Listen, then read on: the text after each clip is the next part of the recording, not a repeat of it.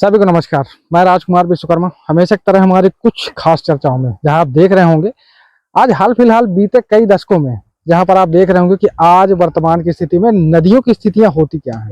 आपको बताऊं कि मध्य प्रदेश की गिनी चुनी कुछ ऐसी नदियां जिनका नाम ज्यादातर लोग जानते हैं, प्राचीनतम यानी कहा जाए बहुत पुरानी अवधि से यहाँ पर होती है, लंबे समय से नदियों का अस्तित्व रहा है।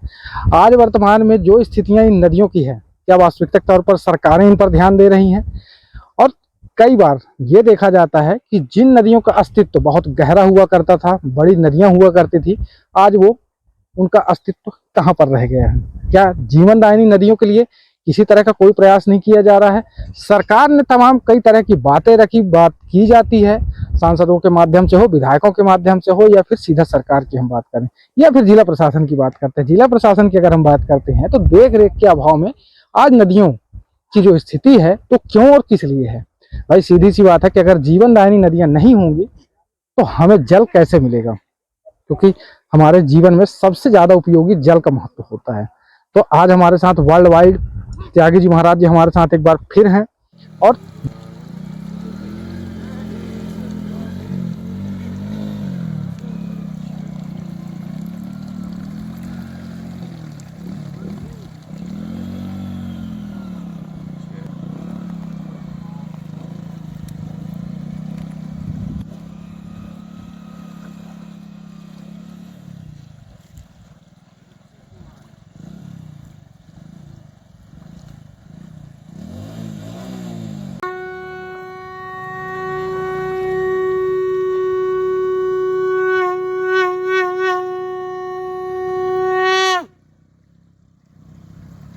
जीवन से जुड़ी हुई कई सारी चुनौतियां और खास तौर पर नदियों के अस्तित्व को लेकर के भाई सवाल यहाँ पर यह खड़ा होता है कि क्या नदियों का अस्तित्व वाकई में बराबर चल रहा है या फिर नदियां समाप्त होने के कगार पर हैं?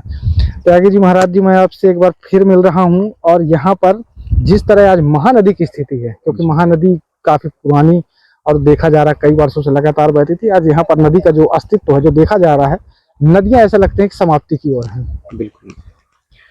देखिए, नदियां हमारी माँ, हम लोग बोलने में सुनने में तो बड़ा अच्छा लगता है कि नदियां हमारी माँ हैं, लेकिन इसके लिए जो सबसे ज्यादा जिसने नुकसान किया है वो है क्षेत्रीय लोग। क्षेत्रीय लोगों ने नुकसान इस तरह से किया है कि इसमें सबसे पहले गंदगी बहाना है, वहाँ के उसकी सुरक्षा नहीं देखनी है, और सरकारें अपने हिसाब से जो काम कर रही हैं वो दोषी ठहरा देती है नीचे वालों को, नीचे वाले दोषी ठहरा देते हैं कि वहां से रेत निकल रही है।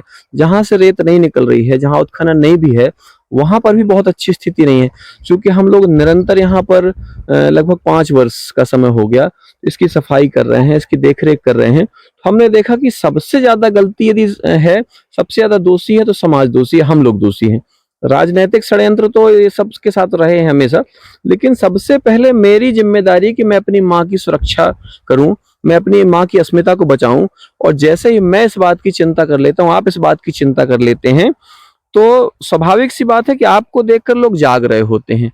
आज जो विषय आपने उठाया, ये विषय बहुत सारे लोगों को उठाना चाहिए। क्यों नहीं उठाते हैं, ये बात उनको बहुत अच्छे से पता है, मुझे पता है, आपको पता है।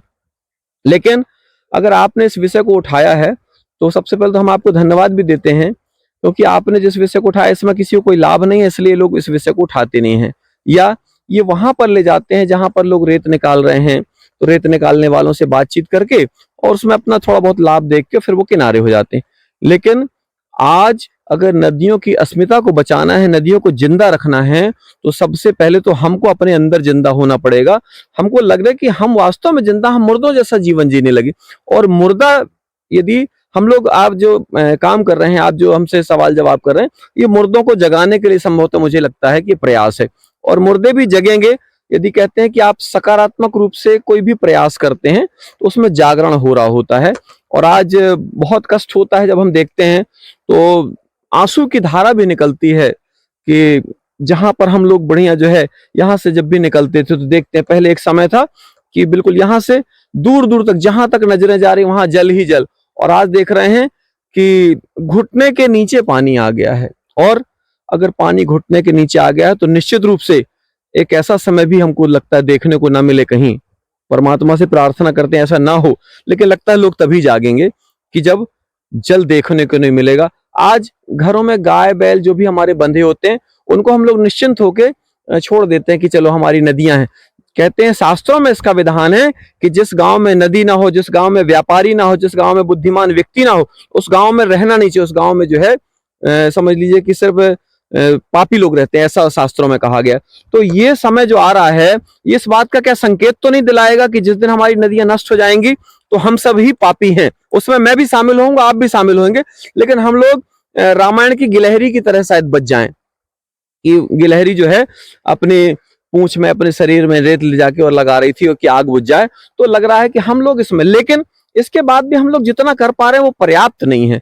हम लोगों को बहुत ज्यादा अपने आप को झोंकना पड़ेगा, मतलब मृत्यु के घाट उतारना पड़ जाए, यदि मर जाएं लेकिन हम इसकी सुरक्षा करके रहेंगे। जब तक ऐसा संकल्प नहीं आएगा हमारे अंदर तब तक कुछ होने वाला नहीं है। सब लोग बहुत बड़ी बड़ी बातें कर रहे हैं, बहुत सब लोगों ने खूब अच्छी अच्छी बातें कर ली, अब बात करने का समय नहीं, अब तो उसके लिए जी जान से मर जाने का, मिट जाने का समय है, ऐसा मैं मानता हूँ। फिर भी इस महानदी का एक जो अस्तित्व है, आज अगर समाप्ति की ओर, ठीक है कि एक तरफ तो समाज कहीं ना कहीं पर पीछे रह जाता है, लेकिन एक जो जिम्मेदारी बनती है प्रशासनिक अमले की, वे जिन्होंने कहा कि हम नदियों का संरक्षण करते हैं, जल संरक्षण का कार्य कर रहे हैं, सरकारों ने बड़े बड़े तमाम वादे कर रखे हैं, अखबारों में रोज छप रहा, पृष्ठ पन्ने पर बातें आ रही होती हैं कि हमारे पास इतनी नदियां हैं, हमारे पास इतना जल है, हम इतने डैम बनाएंगे, हम इतने बांध बनाएंगे और सारी चीजें करेंगे। तो ये नदियों का जो अस्तित्व अब कहाँ रहेगा? अगर ये देखिए, एक बहुत अच्छी बात आपने कही, और इसमें एक छोटी सी बात मैं कहूंगा कि डॉक्टर ने हम लोगों को दवाई दे दी, अब दवा खाने की जिम्मेदारी तो मरीज की है। सरकारों का दोष अगर देखा जाए तो सरकार दोषी है पूरी तरीके से, इसमें कहीं कोई दो मत नहीं, लेकिन डॉक्टर जिस तरीके से हमको ट्रीटमेंट बता देता है, ट्रीटमेंट दे देता। अब सरकारों ने कहा कि भाई आपको डैम बनाने, सरकार के कुछ कर्मचारियों ने आके डैम भी बना दिए। अब डैम बना दिए, हम लोगों ने उसको भी जो है भाड़ दिए, हम लोगों ने उसकी भी केयर नहीं की। तो सुरक्षा की जिम्मेदारी मैं ये मानता हूं कि सरकार की तो पूरी जिम्मेदारी, और हम ही सरकार है, हम लोग तो ये बात जब अच्छे से जानते हैं कि भाई अगर हम अपने घर के सामने की जो नाली है उसमें हम ही सारा कचरा डालेंगे, है ना, हम नदियों के अस्तित्व को जब बचाना चाहेंगे। आज महानदी की बात करते हैं, सुनने में लगता है नदी नहीं है, ये महानदी है, और महानदी का अस्तित्व ऐसा है कि महानदी तो है, उसको बताने वाले को जब हम लेके आएंगे कि आपको हम महानदी ले चल रहे हैं, तो वो हमारा मजाक उड़ाएगा वो कि ये महानदी है, इसमें तो नदी जैसा कुछ दिखाई नहीं रहा, ये तो कहीं ऐसा लग रहा है कोई छोटा सा नाला निकला हुआ है। तो इसके लिए अस्तित्व हमको बचाना पड़ेगा। सरकारों को भी हमको इसमें कहीं ना कहीं जो है खींचना पड़ेगा कि भैया आप जो है सिर्फ बोल कर नहीं, आप आगे आइए, और इसमें आपको कंधे से कंधे मिलाकर काम करना पड़ेगा। आज मैं हमेशा कहता हूं कि हर व्यक्ति अपनी क्षेत्रीय नदियों को गंगा सम्मान दिलाने का जब तक संकल्प नहीं ले लेगा, जैसे मैंने संकल्प लिया है कि मैं अपनी महानदी मैया को गंगा से सम्मान दिलाऊंगा जब तक इस प्राण में ये शरीर जो है, निश्चित रूप से। और हम उसमें बहुत हद तक ऐसा कहें कि सफल है। अभी हम लोग निरंतर लोगों को जगा पा रहे हैं, और सबसे मूल बात है कि मैं जाग रहा हूं, तो मैं जाग रहा हूं तो लोगों को निश्चित बात से जगाऊंगा। मैं सूर्य को हमेशा लोगों से उदाहरण के लिए कहता हूं कि सूर्य को अपना आदर्श बनाइए। जिस दिन आप सूर्य को अपना आदर्श बना लेंगे उस दिन आप नदियों के लिए, वृक्षों के लिए, मतलब प्रकृति, हम सब प्रकृति के पुत्र हैं, और प्रकृति के पुत्र होने के नाते मुझे कर्मयोगी प्रकृति पुत्र के त्यागी जी के नाम से लोग जानते हैं। तो उसमें कोई पदवी या उपाधि नहीं है, इस बात को थोड़ा समझना पड़ेगा। लोगों को लगता है ये कोई उपाधि दे रहे हैं स्वयं को। कर्मयोग को मैं आपको बताता हूं, कर्मयोग क्या, हम सब कर्मयोगी, आप भी कर्मयोगी, मैं भी कर्मयोगी, और प्रकृति की हम सब संतान, इसमें कोई उपाधि नहीं है। तो ये बात मैं इसलिए बार बार कहता हूं कि कर्मयोग जब हमको बताया जा रहा है तो हमारा कर्म ये है कि हम अपनी नदियों को सरकारों से भी लड़ करके, अपने क्षेत्रीय स्तर पर पंच से, सरपंच से, विधायक से, सांसद से, प्रधानमंत्री से, जो इस विभाग का व्यक्ति हो, मंत्री हो, उन सबके पास जाकर के हमको संदेश देना पड़ेगा, उनको यहाँ लाना पड़ेगा, खींचना पड़ेगा कि आप चलिए हमारे क्षेत्र की नदियों की आपने क्या दुर्दशा की है, और आपने यदि ये दुर्दशा नहीं की है तो जो भी इस दुर्दशा को जिसने भी किया है तो आप उसको दोषी बनाकर उसको सजा दीजिए, और हमको अपनी नदी सुरक्षित चाहिए। ये हम जब तक बार बार नहीं कहेंगे, इसके लिए हमको सबको, जन समूह को ही इकट्ठा होना पड़ेगा, इसके अलावा कोई विकल्प नहीं, मैं नहीं मानता। इसलिए क्योंकि जो राजनीतिक लोग हैं, राजनीतिक लोगों के सामने जो है एक ही चीज रहती है कि उनको किसी भी तरह से नोट, वोट और खोट, मैंने 3 चीजें पकड़ी कि उसको क्या है, राजनेता को जो होना नहीं चाहिए, राजनेता को क्या है, नीति से राज्य करे। हम लोग इस विषय में बात कर चुके हैं। तो वो क्या करेगा, उसको सबसे पहले नोट चाहिए, वोट चाहिए, और फिर नोट और वोट पे लग गया तो उसके मन में खोट आ जाती है। ये तीन चीजें जो है, जो नेचर ने नहीं बनाई हैं, जो मनुष्य ने बनाई है, और मनुष्य की बनाई हर चीज में खोट है। प्रकृति ने जो कुछ भी बनाया है वो संपूर्ण है, उसमें परफेक्ट है, उसमें किसी चीज की जो कोई कमी नहीं है ना। पेड़ अपना काम निरंतर कर रहे हैं, वो छाया देने के लिए परमात्मा ने बनाया, वो छाया दे रहे हैं। नदियों को बनाया कि जाओ लोगों का हृदय शीतल करो, लोगों का गला तर करो, तो वो नदियां ये काम कर रही हैं। मनुष्य ने जहर उगलने का काम सीखा है और मनुष्य निरंतर जहर उगल रहा है। और जब जब जब तक ये जहर उगलता रहेगा तब तक मुझे लगता है कि नदियां, अभी तो देखने को हमारे बच्चे पूछेंगे कि आप क्या बोल रहे हैं, व्हाट इज नदी, व्हाट इज रिवर, ये पूछेंगे हमारे बच्चे। जैसे आज लोग, बहुत सारे बच्चे वो पूछते हैं कि पापा जी कुआं क्या होता है, बावली क्या होती है। किसी बच्चे से पूछा गया बेटे तुम्हारे पानी कहां से आता है, तो उसने जाके समर्सिबल का बटन दबा दिया, हमारे यहाँ पानी यहां से आता है। तो यही हाल हमारा कुछ दिन बाद जो है नदियों के साथ भी होने लगेगा कि नदियां उसको माना जाएगा जहां पर थोड़ा थोड़ा पत्थर रेत गीली दिखेगी तो बोले ये कोई नदी जैसा स्वरूप है। वो जिसको हम लोग नदी के रूप में, जब अब हम लोग समुद्र को जब देखते तो लगता है ये हमारे यहाँ तो ऐसी नदियां होती थी।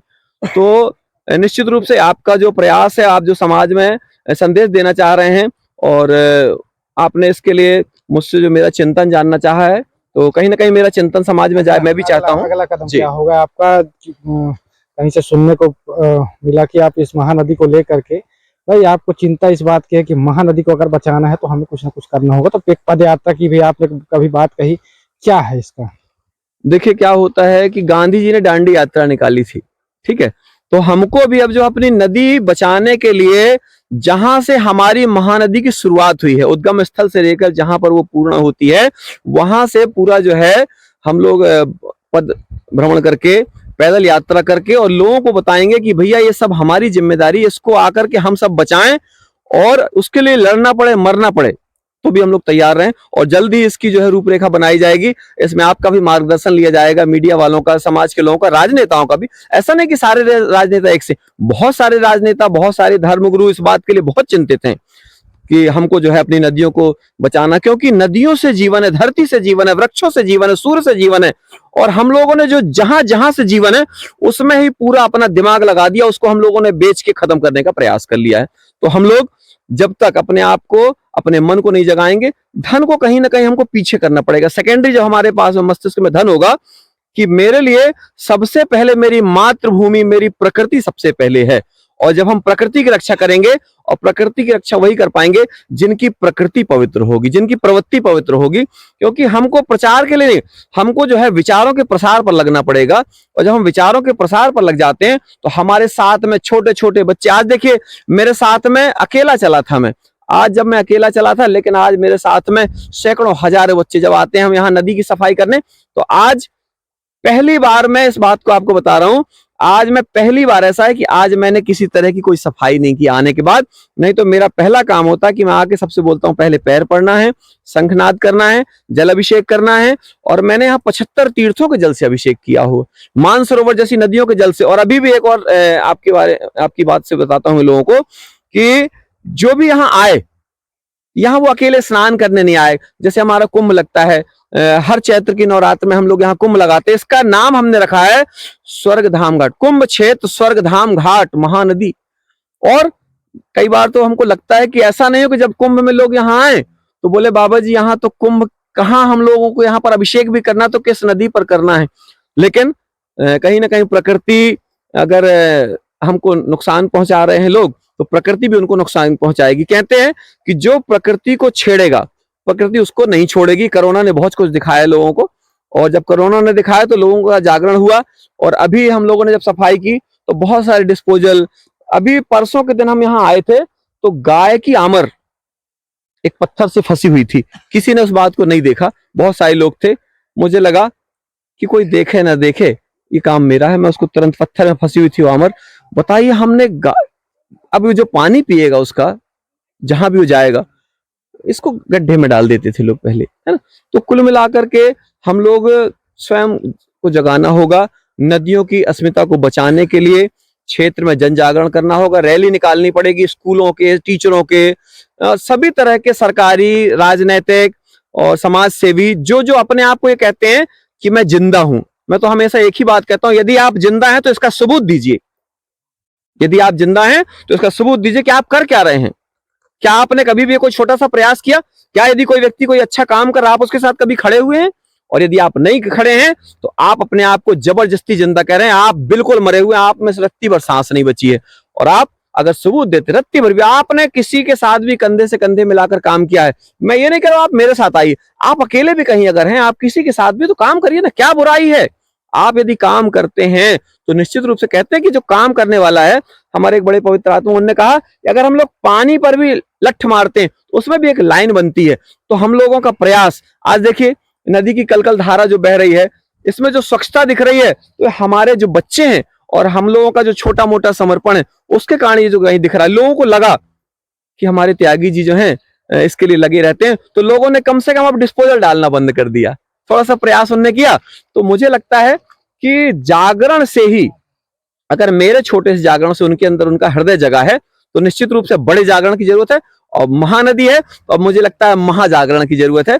तो महानदी के लिए महाजागरण करेंगे और एक अद्भुत शंखनाद करेंगे कि महानदी मैया को हम जो है गंगा जैसा सम्मान दिलाकर रहेंगे। और मध्य प्रदेश नहीं, हम अपनी महानदी मैया को विश्व पटल पर स्थापित करेंगे। और अभी चैत्र नवरात्र में 9 अप्रैल से लेकर के 18 अप्रैल तक का जो कुंभ है, इसमें हम लोगों को अभी बुलाने वाले हैं। अभी लोगों को सूचना चालू हो गई है, आप आइए, अपने साथ में अपनी जन्मभूमि की मिट्टी और तीर्थों का जल लेकर के आइए। यहां से जल ले जाने की आपको जरूरत नहीं है, आप अपने साथ में अपनी जन्मभूमि का तीर्थों का जल लेकर के आए, इसका अभिषेक करें, इसका पूजन करें। नहाने की जरूरत नहीं, अब आपको डुबकी मारने से काम नहीं चलने वाला है। बहुत डुबकी मार ली, डुबकी मार के आप अपना पाप उसके अंदर डाल जाते हैं। आपको कुछ करना नहीं, आपने कचरा ही भरा है। जितना कचरा घर में रखते हैं, फूल माला पन्नी सब ला करके गंगा जी में, महानदी में, यमुना जी में डाल डाल के सारी नदियों को जहरीला कर दिया हमने। और इसके बाद अब हमारी महानदी मैया तो फिर भी कम से कम इतना है कि हम लोग चुल्लू में जल लेकर के पी सकते हैं इसको। हम जब आते हैं तो इसको हम पानी यहीं से गंगा जल पिलाते हैं महानदी मैया का। क्यों? कि जब इसका जल पिएगा वो, तो उसको जब यहाँ कहीं आसपास गंदगी करेगा तो उसके मन में आएगा यार बाबा जी आते तो हमको पिलाते। जानबूझकर, मैं खुद भी पीता हूँ, अगर कुछ गंदा भी है तो भी उसको ले जाता हूँ। क्यों? क्योंकि हम लोग कहीं ना कहीं समाज के प्रेरक लोग हैं। अगर साधक, अच्छा साधक वही है जिससे समाज जागे। हम लोग ठीक है, एक हमने गीत लिखा था, यदि सबने लगा ली समाधि तो कौन लाएगा आंधी। कैसे होंगे, कैसे पैदा होंगे सुभाष, विवेकानंद और गांधी। आज यदि मैं भी किसी वृक्ष के नीचे जाकर मैं शांत होकर के बैठ जाता हूं, तो मुझे लगता है हर समय पर एक अलग अलग क्रांति की जरूरत होती है, अलग अलग समय पर अलग अलग विचारधारा चाहिए। क्योंकि क्या है, आपका एक संकल्प तो हो कि आप जो है यहाँ पर जिस काम के लिए संसार में आए हैं, उसमें सबसे महत्वपूर्ण काम हमारा ये है कि हम प्रकृति के संरक्षण को भी, क्योंकि प्रकृति ही परमात्मा है, प्रकृति ही परमेश्वर है, और प्रकृति परमात्मा है। प्रकृति ही जब परमेश्वर है तो निश्चित रूप से हम परमात्मा को सुरक्षित कर पा रहे हैं, और परमात्मा को सुरक्षित कर पा रहे हैं तो हम स्वयं को भी सुरक्षित कर पा रहे हैं। ऐसा जो है मैं मानता हूँ। बहुत बहुत धन्यवाद त्यागी जी महाराज जी। क्योंकि बात महानदी की नहीं, बल्कि कहा जाए कि पूरे विश्व भर में, या हम कह ले भारतवर्ष में और पूरे मध्य प्रदेश की, तो जो भी नदियां हैं उनको बचाने की जिम्मेदारी आखिर है किसकी? भाई आप, हम, समाज में रहने वाले लोग, नेता हो, कोई भी हो, या कोई भी ऐसा व्यक्ति, तो हर किसी की जवाबदारी बनती है कि हम क्यों ना अपने आसपास की जो नदियां हैं उन्हें सुरक्षित रखें, साफ सुथरा रखें। और इसके साथ, क्योंकि देखिए सरकार तो अपना बजट भी दे रही है, सब सारी चीजें देती है, लेकिन अब रही बात महानदी की, तो महानदी के लिए त्यागी जी महाराज जी काफी प्रयासरत है, पद यात्रा भी करने के लिए तैयार हैं। और इस पर देखना यह है कि किस तरह से प्रशासन यहाँ पर एक्शन लेगा कि भाई यहाँ पर, क्योंकि जितना आसपास का हम क्षेत्र देख पाते हैं, इस आसपास के क्षेत्र पे खेती किसानी करने वाले लोग ज्यादा होते हैं, खेत ज्यादा होते हैं। लेकिन अगर सरकार के माध्यम से, यहाँ पर के जनप्रतिनिधियों के माध्यम से थोड़े से अगर पैसे खर्च किए जाते, तो ये जो क्षेत्र देख रहे हैं आप, हमारे पीछे से कुछ गाड़ियां गुजर रही होती हैं, यहाँ पर से वहां तक जाने का एक ब्रिज बनाया जा सकता था। छोटा सा ब्रिज ही सही, लेकिन बनाया जा सकता था। साथ ही साथ जो फंड खर्च किया जाता है साफ सफाई के नाम पर, तो वो कहाँ जाता है? तमाम कई सारी ऐसी व्यवस्थाएं हैं। तो चलिए अगली कड़ी में हमारी मुलाकात फिर होगी कुछ ऐसी खास चर्चाओं के साथ। तो आज का जो हमारा पर्याय है, सब्जेक्ट था महानदी बचाओ अभियान। चलिए अगली बार हमारी मुलाकात फिर होगी। मैं राजकुमार विश्वकर्मा, धन्यवाद।